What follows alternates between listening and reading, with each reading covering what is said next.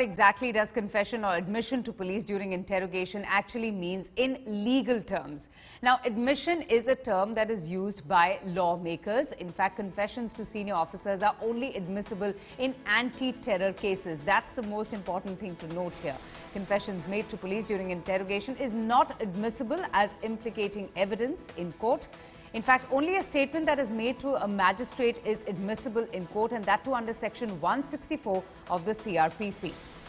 Only special anti-terror laws like POTA allow confessions as admissible evidence if made to senior officers.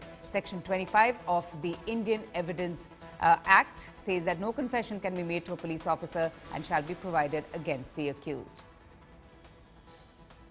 Now, as the Mumbai police probe into the Sheena murder case progresses, several questions do remain unanswered even after 10 days. Questions around the motive of the murder, the plot and the involvement of the accused. Even after days of grilling, the status of police charge sheet and the number of accused that could be named finally is not clear. Police has not mentioned if Peter Mukherjee and Sheena's father Siddharth Das have agreed to testify against Indrani Mukherjee.